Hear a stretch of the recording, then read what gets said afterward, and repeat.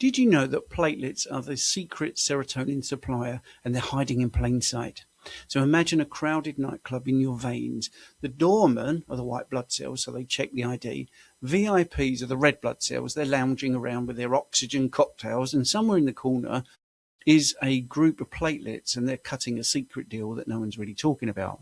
Most people think of platelets as the thing that is for emergencies, ready to slap a plaster on your leaky pipes. But as you'll see, these cellular partygoers are also smuggling serotonin, basically running a side hustle in immune surveillance and generally proving themselves the ultimate multitaskers of your bloodstream. Platelets are wonderful, but how do we even know how many platelets we have when we do a blood test? Well, when you get a complete blood count, a CBC, your blood is being whisked through a high-tech laser scanning sort of VIP zone, and you'd be forgiven for thinking that it was always this way, it was always electronic, but the count bit is actually literal. Back in the day, the technologists would spend half an hour hunched over a microscope, painstakingly counting cells by hand using nifty contraptions. It was eye-watering and glassy-eyed work, possibly the origin of the term seeing red. Anyway, the advent of good electronics in the mid-20th century gave us a modern cell counter, and so you were trading this eye strain for algorithmic guesswork. Now, your CBC machine uses light scattering and shape recognition technology to sort the cells into categories. So you have red cells, white cells, and platelets based on size. But here's a catch. If you've got a giant set of platelets, they might be tagged as red blood cells. And if you have red blood cells that are very small, they might be mistagged as platelets. So blood testing accuracy does have an Achilles heel. And this is why, if you're looking at a CBC result and something seems a little bit odd, always think, hang on a minute, could this be a mistaken identity case? Because you see, platelets, they're not just sticky customers. I know the perceived wisdom is that they're there just to be a sort of first aid kit, sticking together to form clots, when you're bleeding. That's true. You do spring a leak and the platelets stick to the scene, but they do enlist their mates and together they form a plug. While the engineers, which we'll call the coagulation cascade players, build a stronger wall out of fibrin. Now, as so often is true in biology, if the body can do one thing, make a clot, it can usually have a mechanism to do the opposite, to lyse a plot. So this is where we get the dissolution of blood clots. And in this role, there is a hero called plasmin. Plasmin is generated, its precursor, by the way, is plasminogen, and is activated by a tissue plasminogen activator, TPA, to munch through the fibrin mesh, tidy up the work site, and keep things flowing.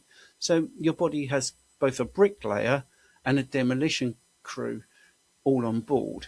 Now, the platelets, and this is where the serotonin bit comes in, they are good for clotting and unclotting, but that's just their warm-up act. I mean, platelets carry around 8% of the body's entire serotonin supply. Yes, that feel-good brain chemical everyone credits for mood, sleep, appetite, and more. There's more serotonin in platelets than there is in the brain. So, how did they get this gig? Platelets snatch up serotonin from the plasma, and they store it in their granules and release it on cue, typically at sites of tissue injury or inflammation.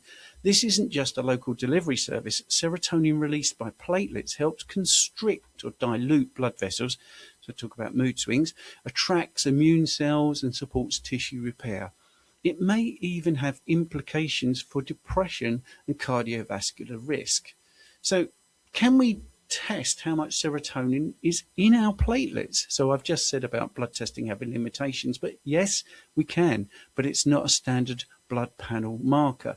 High performance liquid chromatography, HPLC, can measure platelet serotonin, and this is sometimes used in research or rare cases for diagnosing disorders that are linked to serotonin regulation.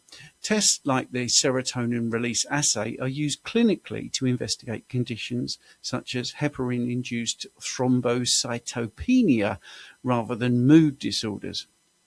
There are other odd jobs on the platelet CV. So yes, we've got immune function. Platelets are crucial for immune surveillance. They signal to white cells to help wall off infection and play a role in autoimmune disease. But wound healing is another thing. Far from just plugging the gaps, the platelets release growth factors that stimulate tissue repair and regeneration.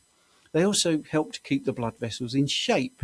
They help maintain vascular integrity, even at rest, and they patrol for damage across the whole body for leaks. So, are the platelet tests as good as, say, RBC results? Lab reports for platelets echo those of red cells. Ever seen MPV, the mean platelet volume, on your report? That's akin to MCV, the mean corpuscular volume for red blood cells. That just tells us about size and indirectly the health and viability of platelets. But remember our earlier caution. Machines sometimes struggle to parse these giants from the dwarfs. So always interpret the results in a context. So the next time you see a CBC, complete blood count, just picture it as the ultimate confusing nightclub with sort of blundering bouncers and serotonin dealing platelets keeping the party swinging. If platelets had a motto, it would surely be versatility. Thy name is platelet, or possibly we do mood too. Anyway, if you want further reading about the anecdotes of weird CBC results in specific diet populations, I can tell you a few more. So picture this.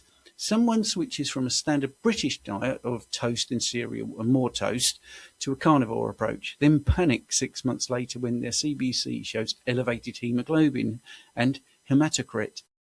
Dr. Google says, I'm about to become a blood pudding, and they cry. But here's the thing. When you ditch the glucose roller coaster and inflammatory seed oils, your body often becomes more metabolically efficient. Red blood cells may become smaller and more numerous. Hemoglobin can creep up as hydration status normalizes. The chronic carb loading retains water like a sponge at a car wash. And suddenly you look polycythemic, on paper, where you actually just optimize. When you ditch the glucose roller coaster and inflammatory seed oils, these changes do occur in your blood parameters. The initial drop in water weight, glycogen stores bind roughly 3 to 4 grams of water per gram of glycogen, and there's references to that. This can affect, obviously, your plasma volume and lead to relative changes in hemoglobin and hematocrit concentrations. So some people experience increases in these values, whilst others show decreases. So the research obviously is mixed, and individual responses do vary considerably.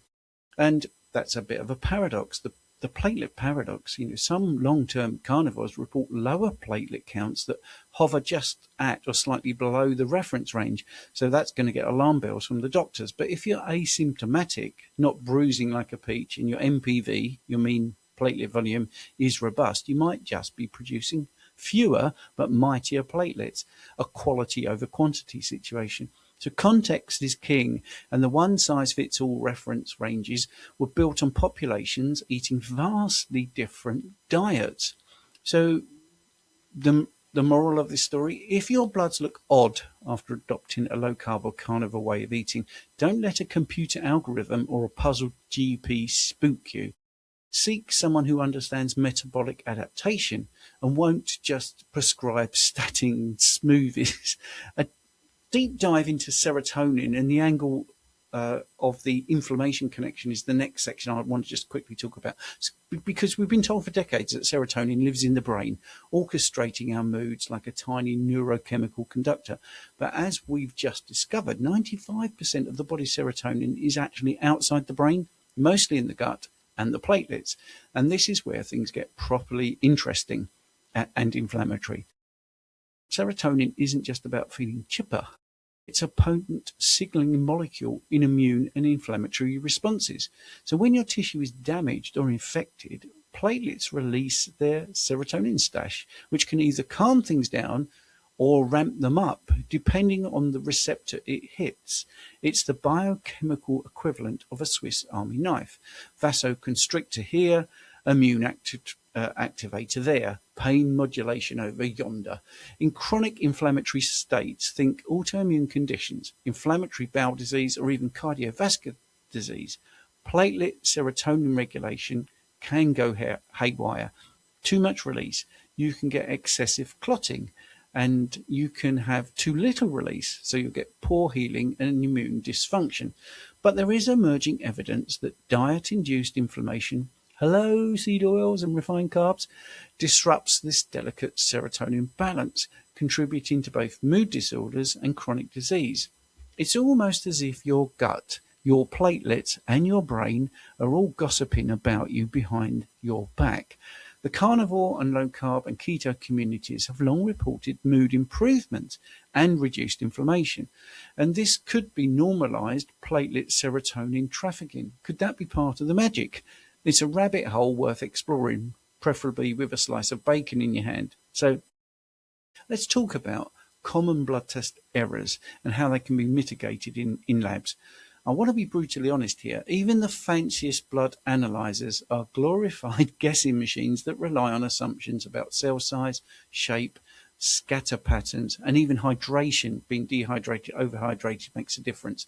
So we've already covered the oops, that giant platelet is actually a red cell problem, but the rabbit hole does go deeper. Samples that sit too long before analysis, cells start to swell or shrink. They can be broken down, basically. Broken red blood cells happens a lot. Your potassium result can go bananas, literally and figuratively. The lab tech can be having a bad hair day and miscalibrating the machine. Your white cell count can now suggest you're fighting off the bubonic plague when you don't have an infection. So private labs where speed, accuracy and customer satisfaction are theoretically supposed to reign supreme can mitigate these howlers in several ways. First, fresh is best. Samples should be analysed within hours, not shipped to Outer Mongolia for batch processing. Second, good labs run regular quality controls and testing, comparing their machines against known standards. And thirdly, and this is the secret sauce, experience it's easy for me to say, phlebotomists and lab scientists will manually review unusual results under a microscope, the old school style, to catch the errors that the machine has missed. So don't get me started on labs changing reference ranges as well to capture more desired results, because that is happening. If you're paying for private testing, ask questions. How quickly is my sample processed? Do you perform manual differentials when results are flagged? What's your turnaround time? A lab that sort of ums and ahs isn't worth your hard-earned cash. Honestly, you deserve precision, not a postcode lottery. So, certainly with your platelets. So the bottom line, blood testing is both an art and a science, and the best results come from labs that respect both traditions, using cutting-edge tech and the human eyeball when things don't look quite right. Now, if you thought that was interesting and you wanted a deeper dive, if you found yourself nodding along thinking, finally someone talking sense, don't forget this is unedited, I'm not AI, or wondering whether your own bloods need a second opinion from someone who understands the metabolic nuances of low carb, keto and carnivore, that's where I would love to help. So if you're looking for that, you can book a one-to-one consultation. I do work with clients globally to interpret blood tests in the context of ketogenic, low carb and carnivore ways of eating. And I can troubleshoot some metabolic issues and help you optimize your health with some common sense, some evidence-based joined up approaches. So whether you're concerned about weird platelet counts or want to reverse type 2 diabetes or just need someone who won't clutch their pearls when you mention that you're eating ribeye for breakfast, then I'm your man. And it's easy to book a consultation. Or if you don't want to do that, but you fancy joining a like-minded tribe who appreciate joined-up thinking, the science without the dogma, and the occasional cheeky meme, my Common Sense Carnivore community online is a sanctuary for people who are tired of all the mainstream diet nonsense and want just practical, evidence-informed support. We discuss everything from blood test interpretation to dealing with skeptical GPs. We share success stories and we troubleshoot challenges and generally keep each other sane in a world obsessed with heart-healthy whole grains. So for more content like this, you can also grab a copy of my book, The Guide to Blood Tests in the Context of Low Carb, Keto and Carnivore, on that little shop called Amazon, or you can check out my YouTube channel or visit my website, theukcarnivore.com, and I look forward to seeing you anywhere. But the blood test And the blood testing is an area I'm absolutely fascinated with. If you want to come over to my Substack, I write the articles, and there's always references to everything that I've just said. So if you want to see the references and do a deeper dive for yourself, and you find it hard to believe that serotonin is in platelets and you've never heard that before, I'd suggest you go over to the Substack, sign up. You can either be free or you can do a paid subscription, which will help support me do more of this sort of stuff. And it would be greatly appreciated. There's a back catalogue of so many articles you wouldn't believe it. But anyway, thank you for watching here on YouTube or on Spotify if you're watching there. Thank you very much indeed, and I'll see you on the next one.